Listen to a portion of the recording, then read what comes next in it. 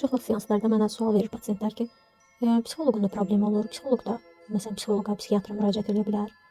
Yəni niyə özünüzü sağaltmırsınız ki, bu tipli suallar yönəlir. İnanın Allaha, elə məncə ən çox psixoloji problem elə psixoloqlarda, psixiatrlarda olur.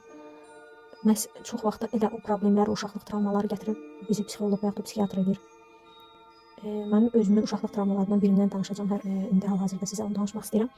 Mən uşaq idim. O vaxt məndən yaşıd olanlar bilər, 90-cı illərin sonlarına doğru məktəbli olanlar bilər. Həmin dövrdə belə bir serial çıxmışdı, Eleni Rəbiata. Mənim demək olar ki, yaralı yerim idi. Çünki hər kəs, yəni serialların bu təzə çıxan vaxtı idi. Hər kəs həvəslə məktəbdə ondan danışırdı. Mən də aşağı siniflərdə oxuyurdum həmin dövrdə. Və nə yazıq ki, iş burasındaydı ki, mən çox qəddar, deyim belə bir qatı bir ailədə böyümüşəm və televizora baxmağa icazə verilmirdi. Yəni sanki televizora baxanlar yəni belə pis yola düşəcəkdimi, televizorda göstərilənlər insanları pis yola səsləyəcəkdi, o seriallar falan. Və yəni bütün günü mən dərs oxumağa məcbur idim. Dərs oxumaq, ev işi görmək, anam rəhmətliyə kömək eləmək. Yəni buydu. Yəni televizora baxmaq əyləncə saatı deyə bir şey yox idi. Yəni o vaxtda telefon yox idi, kompüter yox idi, başqa bir əyləncələr, planşet falan, YouTube, yəni filmlər heç nə yox idi.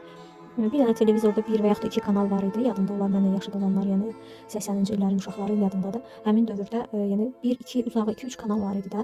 Cəmi onlarda da yəni çox vaxt xəbər falan olurdu. Yəni gün ərzində bəlkə bir yarım saat, 1 saat nəsə əyləncə xarakterli bir şey tapa bilərdimmi bəlkə. Ona da yəni imkan vermirdi atam televizora baxmağa. Və bu dediyim serial o Elen və dostları o vaxt çox yeni çıxmışdı. Gənclər haqqındaydı. Yəni mən də maraqla sinifdə demək olar ki 30-a yaxın uşaq var idi, 20 neçə uşaq idi.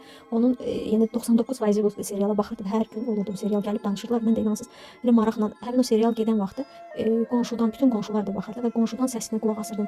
Yəni qabağımda kitab dəftər olurdu, amma qulağım qonşuda olurdu ki, görüm mən də səsini eşidim və gedib məktəbdə uşaqlar danışanda ay gördünüz falan var, şey falan oldu. Gülməli bir serial idi, belə gənclər haqqında idi, gülməli bir serial idi.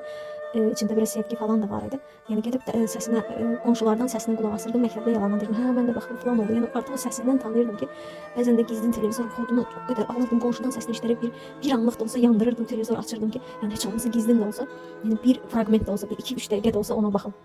Yəni bu da mənim uşaqlıq travmalarımdan biriydi. Yəni təbii ki, bir deyil, bir neçə dənə travma var idi.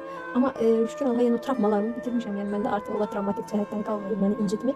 Amma yəni danışmaq istədim biləsiniz ki, psixoloqun da travması ola bilir.